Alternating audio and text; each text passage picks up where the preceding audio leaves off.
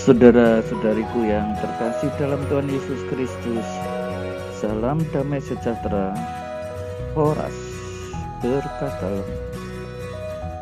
Mari kita belajar Alkitab sambil merenung. Tema kita kali ini, Yesus memberi makan 5.000 orang. Dari Injil Yohanes bab 6 ayat 1-15. Baik saudara-saudari yang terkasih, jangan lupa untuk subscribe. Mohon dibantu untuk dibagikan kepada teman-teman saudara di grup-grup yang saudara ikuti ataupun dalam keluarga. Dengan ini saudara-saudari ikut mewartakan Injil. Sesudah itu Yesus berangkat ke seberang Danau Galilea, yaitu Danau Tiberias. Disebut Danau Galilea yaitu Danau Tiberias. Ini sama ya saudara-saudari yang terkasih, seringkali juga ya karena ini di wilayah Galilea, seringkali juga disebut sebagai Danau Genesaret ya, sama. Bahkan dalam Perjanjian Lama seringkali disebut Kineret. Ya, ini danau yang sama, Galilea, Tiberias, Genesaret. Orang banyak berbondong-bondong mengikuti dia karena mereka melihat mukjizat penyembuhan. Coba kita lihat ya, orang berbondong-bondong mengikuti dia. Tetapi alasannya ini mengikuti Yesus ini apa? Ya karena mereka melihat mukjizat penyembuhan yang diadakan oleh Yesus terhadap orang-orang sakit. Ya, jadi kalau kita bisa merefleksikan ya sekarang, kalau kita mau mengikuti Yesus itu motivasi kita apa? Nah, kita harus dengan motivasi yang murni. Saya ikut Yesus memang ikut Yesus. Ya, bukan karena saya ikut Yesus karena wah itu tetanggaku yang ikut Yesus bisnisnya maju. Loh ini mau ikut Yesus atau ikut bisnis? Nah, itu ikut Yesus karena disembuhkan dari sakit. Boleh sih seperti itu, asal itu hanya sebagai motivasi awal. Motivasi selanjutnya harus sampai kepada saya memang ingin mengikuti Yesus yang kucintai. Nah, sebagai motivasi awal tidak salah ya. Orang melihat mujizat penyembuhan nggak salah kok. Lalu setelah itu ikut Yesus, tetapi janganlah sampai seterusnya hanya karena ingin melihat mujizat-mujizat. Ya, tetapi harap maklum ya, waktu itu kan mereka belum mengalami Yesus yang bangkit. Yang mereka lihat adalah harapan akan Mesias yang ada dalam diri Yesus, yaitu menyembuhkan begitu banyak orang sakit. Lalu Yesus naik ke atas gunung, duduk di situ dengan murid-muridnya. Kiranya apa yang dilakukan Yesus ya, duduk dengan muridnya, ini adalah suatu pengajaran resmi yang dilakukan oleh Yesus ya. Yesus ingin mengajar para murid-muridnya. Dan hari Paskah, hari raya orang Yahudi sudah dekat ya, ini mendekati hari raya Paskah. Yesus mengajar murid-muridnya, memberi semacam briefing seperti itu. Tetapi nanti peristiwa yang selama ini atau yang akan dilakukan ini ya, ini bisa jadi dikaitkan dengan Paskah Yahudi. Ketika Yesus memandang sekelilingnya dan melihat banyak orang berbondong-bondong, ia berkata kepada Filipus, di mana kita dapat membeli roti supaya mereka dapat makan. Nah, saudara-saudari yang terkasih, ada begitu banyak orang mau dikasih makan. Ini dikatakannya untuk mencobai Filipus, mencobai dia. Nah, pengertian mencobai ini seringkali kan kita berpikir gini, oh Tuhan tidak pernah mencobai. Dalam pengertian apa tidak pernah mencobai? Yaitu Tuhan tidak pernah mencobai kita untuk melakukan hal yang jahat. Ya, tetapi pengertian mencobai di sini lebih pas kalau disebut menguji. Nah, ini tadi ujian untuk Filipus. Ujian apa? Ya bisa jadi ujian iman atau mungkin ujian mengenai apa ya, kepedulian Filipus, dan juga kesigapan dia mencari makan di mana kalau kondisinya seperti ini. Nah, saudara-saudari, kita mungkin ya seringkali dalam arti tertentu tanda kutip dicobai oleh Yesus ya, tetapi pengertian dicoba itu diuji kepekaan kita bagaimana. Kalau kita melihat orang miskin, diuji. Kalau kita melihat orang banyak, reaksi kita bagaimana? Diuji. Ketika ada saudara-saudariku yang sedang bersusah payah, apa reaksi kita? Nah, ini reaksi Filipus. Saudara-saudari yang terkasih, Filipus menjawab, roti seharga 200 dinar tidak akan cukup untuk mereka ini. Nah, gambaran ini menunjukkan betapa banyaknya orang yang ikut, karena 200 dinar itu cukup banyak. 1 dinar adalah upah yang layak untuk seorang buruh yang bekerja sehari penuh. Katakanlah kalau zaman sekarang mereka digaji 100.000 atau 80.000 ya, kalikan 200. Ini kira-kira ada uang 16 jutaan loh. Nah, sekarang mau membeli roti seharga 16 juta di kampung kecil seperti itu, di mana yang bisa dibeli? Nah, makanya kalau roti seharga 16 juta saja tidak cukup untuk masing-masing orang mendapat sepotong kecil, betapa banyaknya orang yang ikut di situ.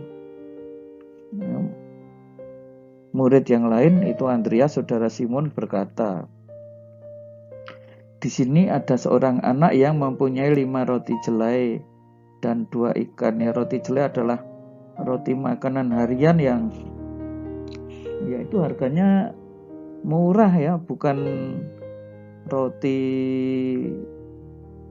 yang luar biasa enak itu, dan 2 ikan. Nah, tetapi apa artinya juga? Nah, ini menunjukkan lagi semakin jelas bahwa jumlah orang yang ikut di sini sangat banyak. Ya, tetapi kita nanti bisa belajar dari 5 roti dan 2 ikan ini apa yang terjadi. Suruhlah orang-orang itu duduk. Di situ banyak rumput, duduklah orang banyak itu, kira-kira 5.000 laki-laki banyaknya. Kebiasaan orang Yahudi pada masa itu perhitungan hanya didasarkan pada para laki-laki, dan di sini ada 5.000 orang. Itu berarti kemungkinan jumlah anak-anak dan wanita yang ikut seandainya dihitung mungkin jumlahnya jauh lebih dari 5.000 ya, bisa 7-8.000 yang ada di sana. Yesus mengambil roti itu, mengucap syukur, membagi-bagikan kepada mereka yang duduk di situ. Demikian juga dengan ikan-ikan itu. Yang menarik di sini juga disebut sebanyak yang mereka kehendaki. Itu artinya keinginan mereka ingin mendapat seberapa roti untuk dimakan, mereka tercukupi semuanya. Nah, saudara-saudari yang terkasih, sangat menarik di sini pemberian makan kepada 5.000 orang ini dalam konteks pengharapan akan Mesias semuanya tercukupi, terpenuhi, dan mereka mendapatkan kesejahteraan. Pengucapan syukur dan membagi-bagi roti ini, kalau kita renungkan pada masa kini, ini harus juga terjadi di dalam gereja. Ada banyak orang yang saat ini miskin, ada banyak orang yang saat ini kelaparan. Ya ayolah, gereja juga membuat 5 roti dan 2 ikan ini untuk kita bagikan, ya. Kita diajak untuk berbagi kepada mereka yang berkekurangan. Ya, kiranya kan semuanya tercukupi oleh Yesus. Nah, ini setelah mereka makan kenyang, ya, Yesus berkata, kumpulkan roti-roti yang tersisa supaya jangan terbuang. Intinya janganlah pernah kita juga membuang-buang rezeki. Janganlah kita lalu menyepelekan makanan yang ya seringkali tidak enak. Maka mujizat yang dibuat Yesus di sini ya cukuplah ya roti untuk mengenyangkan mereka. Tetapi Yesus tidak membuat mukjizat jadi dari roti jelai lalu menjadi semacam hamburger, waduh, atau pizza atau apa.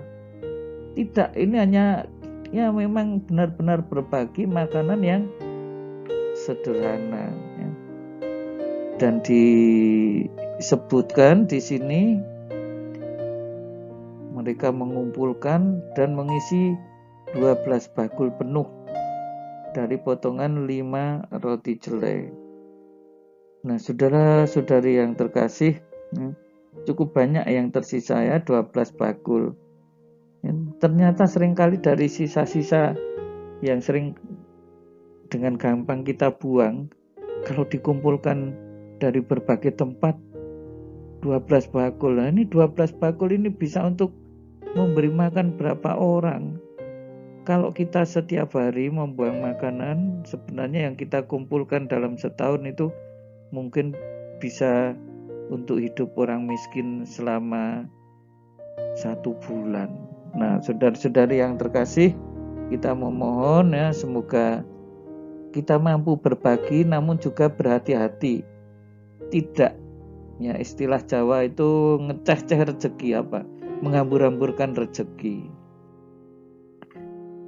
Orang-orang yang melihat mujizat itu berkata, dia inilah benar-benar nabi yang akan datang ke dalam dunia. Disinilah mereka menyadari kehadiran Yesus ini sebenarnya sudah menunjukkan Mesias yang didambakan, yang Mesias yang diharap-harapkan oleh mereka.